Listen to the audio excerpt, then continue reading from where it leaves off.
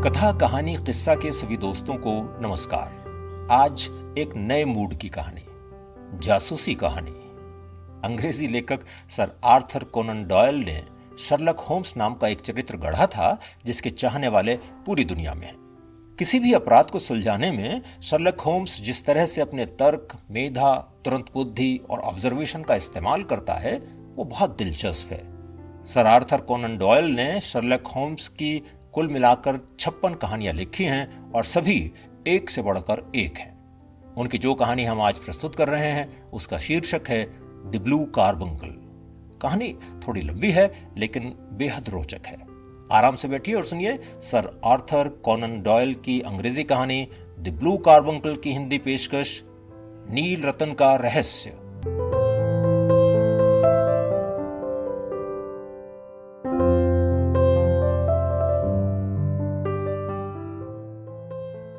मैं क्रिसमस के अगले दिन अपने दोस्त शर्लॉक होम्स से मिलने आया था। मैं उसे क्रिसमस की बधाई देना चाहता था। शर्लॉक अपने सोफे पर पसरा हुआ था। आज के अखबार कमरे में तितर बितर पड़े हुए थे। सोफे की बगल वाली कुर्सी पर एक पुराना जीर्ण शीर्ण सा हैट टंगा हुआ था। कुर्सी पर पड़े लेंस और चिमटी बता रहे थे कि शर्लॉक ने इस हैट की बारीकी से जांच की है। मैंने शर्लॉक से पूछा, अरे लगता है तुम बिजी हो, मैंने डिस्टर्ब तो नहीं किया? उसने हैट की तरफ इशारा करते हुए कहा, बिल्कुल नहीं, मैं तो खुश हूं कि तुम आए। मैं जिस नतीजे पर पहुंचा हूं उसको किसी के साथ डिस्कस करना चाहता था। मैंने बैठते हुए कहा, मुझे लगता है कि तुमको जरूर कोई सुराग हासिल हुआ है। किसी रहस्य से पर्दा उठेगा और किसी को अपने जुर्म के लिए जेल जाना पड़ेगा। शर्लक होम्स ने जवाब दिया, ऐसा कुछ नहीं है भाई। जब लाखों लोग एक छोटे से एरिया में एक दूसरे को थकियाते हुए निकलते हैं तो छोटी मोटी घटनाएं तो हो ही जाती हैं। जरूरी नहीं कि सभी घटनाएं क्रिमिनल हों। कुछ देर बाद उसने पूछा, अच्छा तुम पुलिस अधिकारी पीटरसन को तो जानते ही होगे? मेरे हाँ कहने पर शर्लक होम्स ने बताया, यह हाथ पीटरसन को मिला था, इसके मालिक का पता नहीं है। सबसे पहले तो मैं ये बता दूं कि यह क्रिसमस की सुबह मेरे पास लाया गया था और इसके साथ एक गूज भी थी। मेरे ख्याल से गूस तो इस समय पीटरसन के किचन में भूनी जा रही होगी, लेकिन यह हैट यहां है। कल सुबह करीब 4 बजे पीटरसन जब अपने घर जा रहा था तो उसने एक लंबे कद के आदमी को यह हैट पहने हुए देखा। वो कुछ लड़खड़ा कर चल रहा था और उसके कंधे पर गूज लटक रहे थे। एक मोड़ के पास कुछ सिर फिरे इस आदमी से भिड़ गए। धक्का मुक्की में यह हैट नीचे गिर पड़ा। उस लंबे आदमी की छड़ी से दुकान का शीशा टूट गया। तुम्हें तो पता ही है कि पीटरसन जिम्मेदार और ईमानदार अधिकारी है। वो उस आदमी की सहायता के लिए उसकी तरफ दौड़ा। उस आदमी ने सोचा कि दुकान का शीशा टूटने के कारण पुलिस अधिकारी अब उसे पकड़ लेगा। उसने गूस को जमीन पर पटका और भाग खड़ा हुआ। उसका हेड भी वहीं छूट गया। गुंडे तो पीटरसन को देखकर पहले ही गलियों में रफू चक्कर हो गए थे। मैंने कहा, तो अब तो इसके मालिक तक इसे पहुंचाना पड़ेगा। माय डियर, यही तो समस्या है। गूस के बाएं पंजे में एक कागज लटका हुआ था जिस पर लिखा था फॉर मिसेस हेनरी बेकर। इस हैट पर भी 2 छोटे छोटे अक्षरों में लिखा हुआ है HB। अब इस शहर में हजारों तो बेकर होंगे और सैकड़ों होंगे हेनरी बेकर। अब किसे यह दिया जाए? मैंने सवाल दागा, तो पीटरसन ने क्या किया? शर्लॉक बोला, पीटरसन को तो पता है कि इस तरह की समस्याओं में घुसने में मुझे बहुत मजा आता है, तो इसलिए वो कल सुबह इन चीजों को यहां ले आया। हैट तो मैंने रख लिया, लेकिन गूस को बर्बाद करने से क्या फायदा होता? मैंने पीटरसन से कहा कि इससे पहले ये खराब हो जाए इसे पकाकर खा लेना ही ठीक रहेगा। मैंने पूछा कि क्या पीटरसन ने इस आदमी के बारे में जानने के लिए कोई विज्ञापन दिया था? शर्लॉक के नाम में सर हिलाने पर मुझे ये पूछना पड़ा कि इस आदमी के बारे में और क्या पता चल पाया। शर्लॉक ने हैट की तरफ इशारा करते हुए बताया कि इससे ही कुछ पता चल पाया है। मजाक क्यों कर रहे हो भाई? इस हैट से क्या पता चल पाएगा? मुझे तो कुछ समझ नहीं आ रहा। शर्लॉक ने हैट को अपने हाथ में उठा लिया और अपने खास अंदाज में इसे देखते हुए कहा, ऐसा लगता है कि यह आदमी बहुत ही इंटेलिजेंट है। करीब 3 साल पहले इसके माली हालात बहुत अच्छे थे, लेकिन अब ये खराब हो गए हैं। शायद इसे पीने की भी आदत लग गई है। ऐसा भी मालूम पड़ता है कि इसकी पत्नी भी इसे प्यार नहीं करती। कुछ हद तक इसने अपना आत्मसम्मान बचाने की कोशिश भी की है। यह आदमी घर में ही बैठा रहता है, बाहर कम निकलता है। यह 1.5 उम्र का आदमी है और इसने हाल ही में अपने बाल कटवाए हैं। बालों में ये लाइम क्रीम लगाता है। मैंने अविश्वास से कहा, होम्स, तुम मुझसे मजाक कर रहे हो? शर्लक होम्स ने कहा, नहीं भाई, बिल्कुल भी नहीं। मैंने उससे पूछा कि हैट देखकर ही वो कैसे बता सकता है कि जिस व्यक्ति का ये हैट है वो इंटेलिजेंट व्यक्ति है। शर्लक होम्स ने हैट अपने सिर पर रखा तो वो उसकी नाक पर आकर टिक गया। वो बोला, देखो, अगर किसी आदमी का सिर इतना बड़ा है तो उसमें कुछ ना कुछ तो होगा। यह हैट करीब 3 साल पुराना है और ये बेस्ट क्वालिटी का हैट है। इसमें जो सिल्क लगा है, इसके अंदर जो कपड़ा है, वो आम आदमी नहीं खरीद सकता। लेकिन 3 साल से अगर ये आदमी अपना हैट नहीं बदल पाया तो इसका एक ही मतलब है कि इसकी किस्मत साथ नहीं दे रही है। अपने हैट के धब्बों को इंक से छुपाने की इसने कोशिश की है, जिससे लगता है कि इसने अभी तक अपना पूरा आत्मसम्मान खोया नहीं है। इस हैट के अंदर से जांच करें तो पाएंगे कि इसमें बालों के छोटे छोटे टुकड़े चिपके हुए हैं जो नाई की कैंची से कटे हुए हैं। बालों से आ रही खास किस्म की खुशबू इसकी क्रीम के बारे में बता रही है। हैट पर जमी धूल इस बात की तस्दीक करती है कि यह बहुत दिनों से खूंटी पर ही टंगा हुआ है। मैं बोला, लेकिन इसकी पत्नी, तुमने कहा कि वो इसका ध्यान नहीं रखती। शर्लॉक ने कहा, इस हैट को हफ्तों से ब्रश नहीं किया गया है। अगर कोई पत्नी इस धूल से अटे हुए बिना ब्रश किए हुए हैट को पहनकर अपने पति को बाहर जाने दे तो इसका मतलब तो यही है कि वो उसका ध्यान नहीं रखती। इस पर मेरा कहना था, चलो ये सब तो ठीक है, लेकिन कोई अपराध तो हुआ ही नहीं। इतनी जांच पड़ताल करके हम अपनी ऊर्जा गंवा क्यों रहे हैं? शर्लक होम्स ने जवाब देने के लिए मुंह खोला ही था कि पुलिस अधिकारी पीटरसन दरवाजे को धक्का देकर कमरे में घुसा। उसका मुंह लाल हो रहा था और वो घबराया हुआ था। उसके मुंह से निकला, गूज सर गूज। होम्स ने मजाक में कहा, क्या हुआ भाई, गूज जिंदा होकर फिर उड़ गई क्या? पीटरसन की घबराहट कम नहीं हुई। वो अपनी हथेली होम्स के सामने फैलाते हुए बोला, देखिए सर, मेरी पत्नी ने जब गूस को काटा तो उसके अंदर से क्या मिला? उसकी हथेली पर नीले रंग का एक चमचमाता हुआ पत्थर रखा था। हालांकि इसका आकार एक मटर के दाने के बराबर था, लेकिन उसमें गजब की चमक थी। आश्चर्य से अपनी सीट से उठते हुए होम्स ने कहा, अरे बाप रे पीटरसन, तुम्हें पता है कि तुम्हें क्या खजाना मिला है? पीटरसन ने कहा, हाँ हाँ सर, ये कीमती हीरा है और इसे बेहतरीन तरीके से तराशा गया है। शर्लॉक बोला, अरे कीमती ही नहीं भाई, ये वही रतन है जो खोया हुआ है। मैंने पूछा, कहीं तुम मोरकार के काउंटेस के खोए हुए नीले कार्बंकल की बात तो नहीं कर रहे? होम्स ने कहा, बिल्कुल ठीक, मैंने आज ही द टाइम्स में इसका विज्ञापन देखा था। अपनी तरह का ये एक अकेला ही पत्थर है। 1000 पाउंड तो इसके ऊपर इनाम ही है। 1000 पाउंड? आश्चर्य से पीटरसन का मुंह खुला रह गया। वो एक के बाद एक हम दोनों की तरफ देख रहा था। मैं जानता हूं कि इस पत्थर के साथ काउंटेस की भावनाएं भी जुड़ी हुई होंगी। इसे पाने के लिए वो बड़ी से बड़ी रकम भी दे सकती हैं। मैंने कहा, जहां तक मुझे याद आ रहा है ये तो होटल कॉस्मोपॉलिटन से खोया था। होम्स ने कहा, बिल्कुल ठीक, 5 दिन पहले 22 दिसंबर की तो बात है। जॉन हार्पर नाम के प्लम्बर पर यह इल्जाम लगाया गया कि उसने काउंटेस के जवाहरात के बैग से यह पत्थर चोरी किया है। उसके खिलाफ सबूत इतने तगड़े हैं कि उसे पुलिस को सौंप दिया गया है। यहाँ देखो, अखबार में पूरी खबर छपी है। होम्स ने अखबार में खबर ढूंढी और पढ़ना शुरू किया। होटल कॉस्मोपॉलिटन में जवाहरात की चोरी। 26 साल के जॉन हॉर्नर के ऊपर यह आरोप लगाया गया है कि उसने काउंटेस ऑफ मोरकार के जवाहरात के बैग से कीमती नीला कार्बंकल रतन चुराया है। होटल के कर्मचारी जेम्स राइडर के अनुसार काउंटेस के श्रृंगार कक्ष में कुछ मरम्मत के लिए वो हॉर्नर को छोड़कर आया था।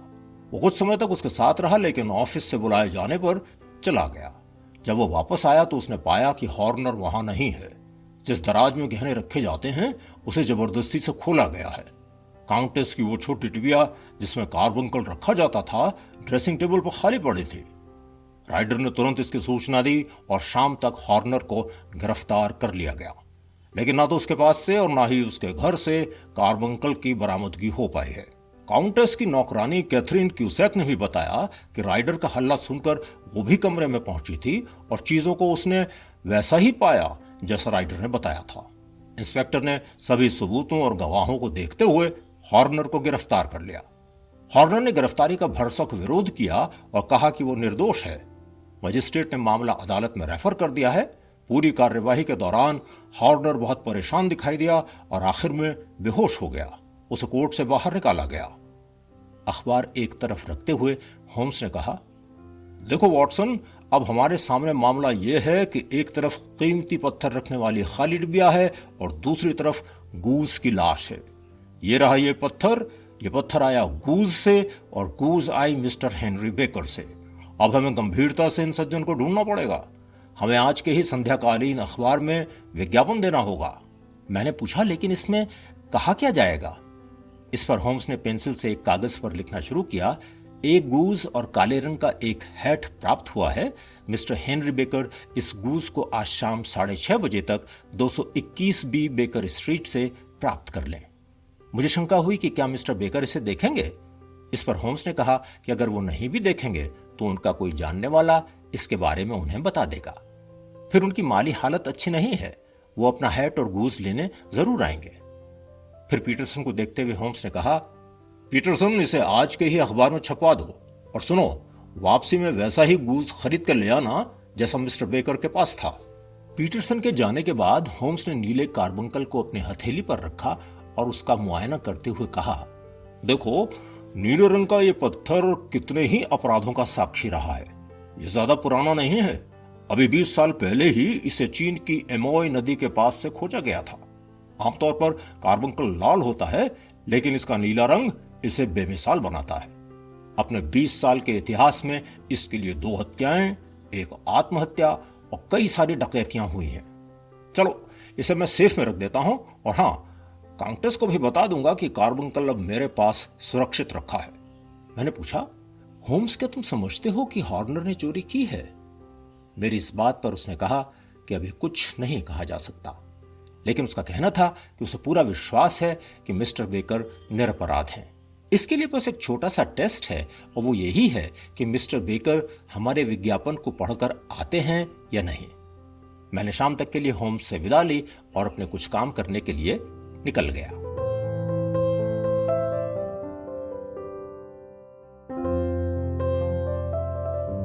शाम को करीब 6:30 बजे मैं बेकर स्ट्रीट पहुंचा तो देखा होम्स के घर के पास एक लंबा सा व्यक्ति खड़ा है। जैसे ही मैं वहां पहुंचा, होम्स ने दरवाजा खोला और उन सज्जन को देखते हुए कहा, शायद आप मिस्टर बेकर हैं। कमरे के अंदर पहुंचकर जब हम सब लोग बैठ गए तो होम्स ने हैट की तरफ इशारा करते हुए मिस्टर बेकर से पूछा कि क्या यह हैट उन्हीं का है। उन्होंने जवाब दिया कि हाँ, यह हैट उन्हीं का है। मिस्टर बेकर लंबे व्यक्ति थे और उनका सिर वास्तव में काफी बड़ा था। उनके कपड़े उनकी माली हालत बयान कर रहे थे, लेकिन उनसे बात करके यही लग रहा था कि वो पढ़े लिखे व्यक्ति हैं जिस पर भाग्य की मार पड़ी है। होम्स ने कहा, सर, हमारे पास आपका कुछ सामान कुछ दिनों से पड़ा है और हम सोच रहे थे कि कोई इनके बारे में विज्ञापन देगा, लेकिन ऐसा तो कुछ हुआ नहीं। तो आपका हैट ये रहा, लेकिन गूस तो हम पकाकर खा गए क्योंकि वो खराब होने लगी थी। उत्तेजना में अपनी कुर्सी से उठते हुए मिस्टर बेकर बोले, क्या खा गए? होम्स ने जवाब दिया, घबराए नहीं सर, वो टेबल पर आपकी गूस जैसी ही एक दूसरी गूस हमने मंगा ली है। इसका वजन भी उतना ही है। मैं समझता हूं आपको अपनी गूस के लिए दुख नहीं होगा। मिस्टर बेकर ने राहत की सांस लेते हुए कहा, अरे नहीं नहीं, आप भी क्या बात कर रहे हैं। होम्स ने मिस्टर बेकर की ओर देखते हुए बोला, वैसे तो आपकी पुरानी गूस के पंख, उसके पैर और दूसरे कई हिस्से हमारे पास पड़े हुए हैं। अगर आपको चाहिए तो आप उनको ले जा सकते हैं। मिस्टर बेकर ने हंसते हुए कहा कि उनके लिए अब इन सब चीजों का कोई महत्व नहीं है। होम्स ने हैट और गूज मिस्टर बेकर को पकड़ाते हुए कहा, ये लीजिए आपका सामान। अगर आप बुरा ना माने तो क्या मैं ये जान सकता हूं कि आपने गूज कहां से खरीदी थी? बहुत मोटी और ताजी थी आपकी गूज। इस पर मिस्टर बेकर ने बताया कि म्यूजियम के पास अल्फा इन नाम की एक दुकान है जहां से उन्होंने गूज विशेष रूप से क्रिसमस के लिए खरीदी थी। इसके बाद एक बार फिर उन्होंने होम्स को धन्यवाद दिया और विदा ली। होम्स ने कहा कि अब बिल्कुल निश्चित हो गया है कि मिस्टर बेकर का चोरी से कोई संबंध नहीं है। अब बारी थी अल्फा इन में खोज खबर की। मैं और होम्स ठंडी शाम में गर्म कपड़ों से लदे अल्फा इन पहुंचे। होम्स ने 2 बियर का ऑर्डर दिया। जब बियर आई तो होम्स ने कहा, आपकी बियर उतनी ही स्वादिष्ट होनी चाहिए जितनी कि आपकी गूज होती हैं। बियर सर्व करने वाले की समझ में कुछ नहीं आया। मेरी गूज? होम्स ने कहना शुरू किया, अभी कुछ देर पहले ही मेरी मिस्टर बेकर से बात हो रही थी, उन्होंने आपके ही यहां से गूज खरीदे थे। वेटर बोला, अच्छा अच्छा, लेकिन सर वो मेरी गूज नहीं थी। मैंने कोवेंट गार्डन में एक सेल्समैन से क्रिसमस के लिए 2 दर्जन गूज खरीदी थी। होम्स ने बात आगे बढ़ाई। हाँ हाँ, मैं भी कुछ सेल्समैन को वहां जानता हूं। आपने किससे खरीदी थी? दुकान वाले ने बताया कि ब्रेकनरिज नाम के सेल्समैन से उसने गूज खरीदी थी। सर्दी की शाम में अपने गर्म कपड़ों में लिपटे हम एक बार फिर सड़क पर आ गए थे। होम्स का कहना था कि हमारी तफ्तीश यहीं पर खत्म हो सकती है, लेकिन इस केस में दूसरी तरफ एक ऐसा इंसान है जिसे 7 साल की सजा हो सकती है। होम्स का कहना था कि हो सकता है हमारा इन्वेस्टिगेशन उसे ही अपराधी ठहराए, लेकिन उस केस में कम से कम ये तो होगा कि जांच तसल्ली बख्श तरीके से हुई थी। कोवेंट गार्डन मार्केट में ही हमें ब्रेकनरिज की दुकान दिखाई दे गई। मालिक एक लड़के के साथ दुकान का शटर बंद ही कर रहा था। होम्स ने दुकानदार से बातचीत शुरू की। होम्स ने उसे बताया कि अल्फा इन से उसे ब्रेकनरिज का पता चला है। दुकानदार के बात करने के तरीके से ही लग रहा था कि वो दोस्ताना मिजाज का आदमी नहीं है। होम्स के सवालों से वो परेशान हो गया और कहने लगा वो कोई जानकारी नहीं देगा। उसकी बात से पता चला कि कोई और भी है जो गूस के बारे में जानकारी लेने उसके पास आया था। होम्स ने बातों ही बातों में इस बात पर शर्त लगा दी कि अल्फा इन से होम्स ने जो गूज खरीदी थी वो गांव की थी। इससे चिढ़कर ब्रेकनरिज ने अपना रजिस्टर खोलकर दिखाया, जिससे पता चला कि अल्फा इन ने जो गूज खरीदी थी वो श्रीमती ओकशॉट ने सप्लाई की थी। अभी हम इस बात पर विचार कर ही रहे थे कि श्रीमती ओकशॉट से आज मिला जाए कि कल के लिए कार्यक्रम को स्थगित किया जाए कि हमारा ध्यान एक बार फिर ब्रेकनरिज की तरफ चला गया। एक छोटे कद के आदमी को धमकाते हुए ब्रेकनरिज कह रहा था कि अगर वो फिर से उसकी दुकान में आया तो अच्छा नहीं होगा। उनकी बातों से साफ जाहिर था कि वो छोटे कद का आदमी किसी विशेष गूज के बारे में जानकारी चाहता था। ब्रेकनरिज ने उससे श्रीमती ओकशॉट से मिलने के लिए कहा। उस आदमी ने बताया कि श्रीमती ओकशॉट ने ही उसे ब्रेकनरिज से मिलने के लिए कहा है। ब्रेकनरिज इस पर आपे से बाहर हो गया और उस छोटे कद के आदमी को भला बुरा कहने लगा। होम्स मुझे देखकर मुस्कुराया और बोला कि अब उन्हें श्रीमती ओकशॉट के पास जाने की जरूरत नहीं है। मैं कुछ समझा नहीं। होम्स ने उस छोटे से कद के आदमी के कंधे पर हाथ रखा तो वो होम्स की तरफ मुड़ा। उसने होम्स से पूछा, आप कौन हैं? होम्स ने जवाब दिया, मेरा नाम शर्लक होम्स है और जो सवाल आप ब्रेकनरिज से कर रहे थे उसके बारे में मुझे सब कुछ पता है। उस व्यक्ति ने अविश्वास से शर्लॉक को देखा। शर्लॉक ने उसे बताया कि वो शायद उस गूज को ढूंढ रहा है जिसे ब्रिक्सटन रोड वाली श्रीमती ओकशॉट ने ब्रेकनरिज को बेचा था। वहां से उस गूज को अल्फा इन को बेचा गया जिसे आखिर में मिस्टर बेकर ने खरीदा था। छोटे कद के उस व्यक्ति की आंखों में चमक आ गई। उसने उत्तेजना से कांपते अपने हाथों से होम्स से हाथ मिलाया और बोला, अरे सर, आपसे ही मिलने के लिए तो मैं बेसब्र था। मैं सच में बहुत चिंता में हूं। होम्स ने इत्मीनान से कहा, चलिए अब मिल ही गए हैं तो कमरे की गर्मी में आराम से बैठकर बात करेंगे, लेकिन आप अपना नाम तो बता दीजिए। इस बात पर छोटे कद का व्यक्ति कुछ घबराया और दूसरी तरफ देखता हुआ बोला कि उसका नाम जॉन रॉबिन्सन है। होम्स ने तुरंत कहा, अपना असली नाम बताइए, उपनाम से काम नहीं चलता। छोटे से कद के व्यक्ति का चेहरा लाल पड़ गया। फिर कुछ सोचते हुए वह बोला, ठीक है, मेरा नाम जेम्स राइडर है। होम्स ने आगे जोड़ा, बिल्कुल सही, और आप होटल कॉस्मोपॉलिटन में हेड अटेंडेंट के रूप में काम करते हैं। मैं आपको अब सारी बातें तफसील से बता पाऊंगा। जेम्स राइडर का मुंह खुला का खुला रह गया। वो डरी हुई पर आशा भरी निगाहों से बारी बारी से हम दोनों को देख रहा था। उसकी समझ में नहीं आ रहा था कि उसके नाम लॉटरी खुल गई है या वो रंगे हाथों पकड़ा गया है। आधे घंटे की बेकर स्ट्रीट की वापसी यात्रा के दौरान कोई कुछ नहीं बोला, लेकिन जेम्स राइडर की सांसें, उसके हाथ और हाव भाव बता रहे थे कि वो बहुत तनाव में था। कमरे में पहुंचकर हमने अपनी अपनी कुर्सी संभाली। होम्स ने जेम्स राइडर से कहा, मैं आपको गूज के बारे में सब कुछ बताऊंगा, खासतौर पर उसके बारे में जो सफेद रंग की थी और जिसकी पूंछ में एक काले रंग का पंख भी था। राइडर ने उत्तेजित होते हुए पूछा, वो गूज कहाँ गई? होम्स ने उसे बताया कि वो गूज उसके पास आई थी। राइडर ने अविश्वास से शर्लॉक को देखा। शर्लॉक होम्स ने बोलना शुरू किया, यह तो वास्तव में एक बहुत बढ़िया गूज थी। इसने मरने के बाद भी अंडा दिया। इतना मजबूत और चमकदार अंडा मैंने आज तक नहीं देखा। ये मेरे पास रखा है। जेम्स राइडर को काटो तो खून नहीं था। उसने कुर्सी को पकड़ा और लड़खड़ाते हुए अपने पैरों पर खड़ा हो गया। शर्लॉक ने अपनी सेफ से कार्बुंकल निकाला और अपनी हथेली पर रख दिया। एक तारे की तरह चमकते हुए इस रतन से नीले रंग की किरणें निकल रही थीं। राइडर की समझ में नहीं आ रहा था कि वो कार्बुंकल पर अपना अधिकार दिखाए या उसे सिरे से नकार दे। तुम्हारा खेल खत्म हुआ राइडर, होम्स ने कहा। अरे संभलो संभलो, नहीं तो फायरप्लेस में गिर पड़ोगे। अरे वॉटसन, इन्हें थोड़ा सहारा दो और कुछ ब्रांडी भी दो। इनमें अब इतनी ताकत नहीं बची कि ये अपने अपराध को अस्वीकार कर दें। एक क्षण के लिए तो राइडर गिरने वाला ही था, लेकिन फिर संभला। होम्स ने उसे देखते हुए कहा, राइडर, मुझे पूरी कहानी पता चल चुकी है। मेरे पास सारे सबूत भी हैं जो तुम्हारे खिलाफ जाते हैं। फिर भी मैं तुमसे जानना चाहूंगा ताकि मेरी कहानी पूरी हो सके। बुझे हुए स्वर में राइडर ने कहा, कैथरीन क्यूसैक ने मुझे इस कार्बंकल के बारे में बताया था। ओ, काउंटेस ऑफ मोरकार की नौकरानी कैथरीन, होम्स ने कहना शुरू किया। तुम्हारे लिए एकदम अमीर बनने का लालच तो था ही, लेकिन तुमने इसके लिए जो रास्ता अपनाया वो ठीक नहीं था। मुझे ऐसा लगता है कि तुम्हारे अंदर एक खलनायक ने जन्म ले लिया है। हॉर्नर नाम के उस प्लम्बर के बारे में भी तुम्हें ध्यान है, जिसे तुमने इस चोरी के लिए फंसा दिया। तुमने क्यूसैक के साथ मिलकर कार्बंकल चुरा लिया और एक बेचारा निर्दोष फंस गया। अचानक से राइडर फर्श पर बैठ गया और उसने होम्स के पैर पकड़ लिए। वो दया की भीख मांगने लगा। मुझे माफ कर दीजिए, भगवान के लिए मेरे ऊपर दया कीजिए। मेरे बूढ़े माँ बाप पर क्या गुजरेगी जब उन्हें पता चलेगा। मैं आगे कभी ऐसा कुछ नहीं करूँगा। मैं बाइबल की, भगवान की कसम खाता हूँ, कभी ऐसा नहीं करूँगा।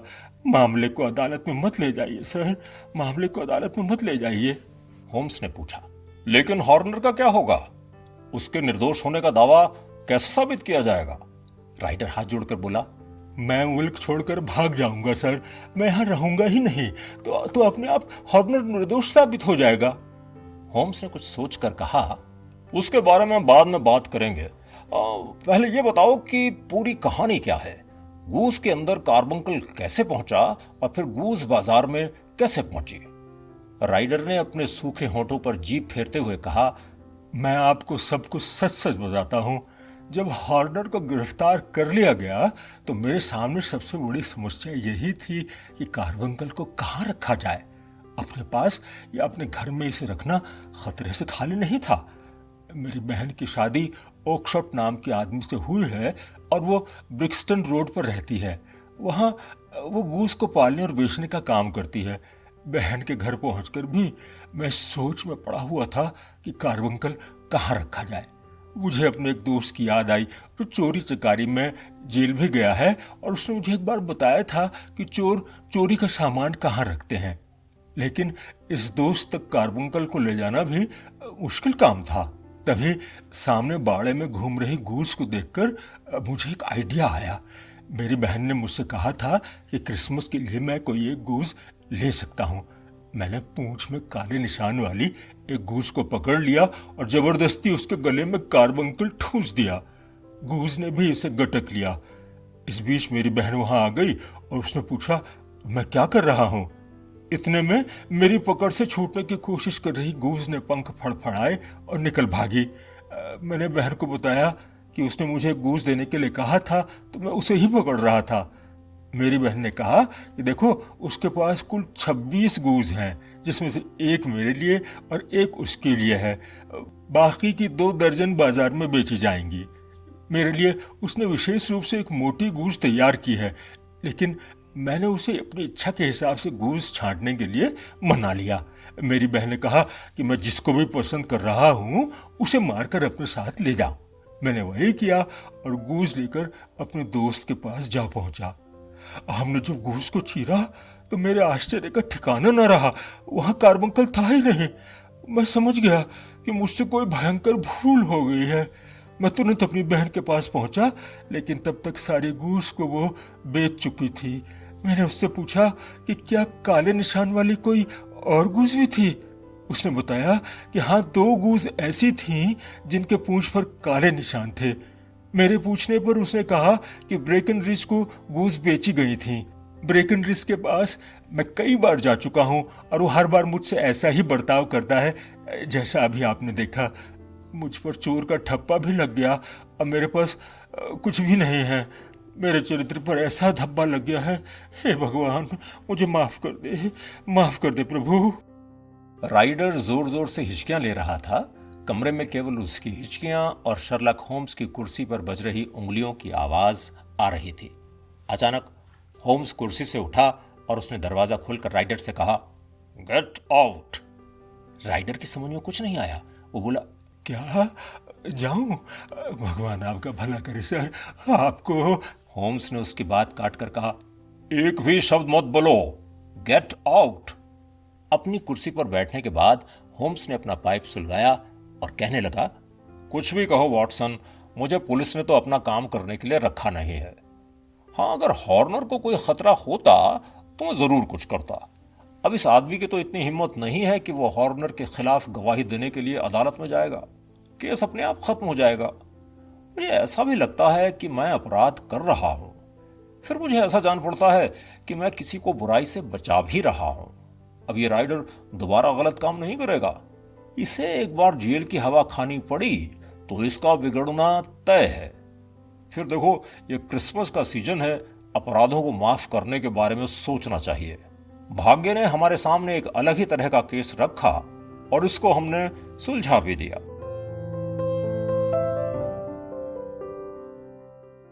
नील रतन का रहस्य। अभी आपने सर आर्थर कॉनन डॉयल की अंग्रेजी कहानी द ब्लू कार्बंकल की यह हिंदी पेशकश सुनी। कैसी लगी आपको यह कहानी? अगर आप भी अपनी कहानी हमारे इस चैनल में शामिल करना चाहते हैं तो डिस्क्रिप्शन में दिए ईमेल पर या मोबाइल पर संपर्क कर सकते हैं। और अब हमें दीजिए इजाजत। नमस्कार।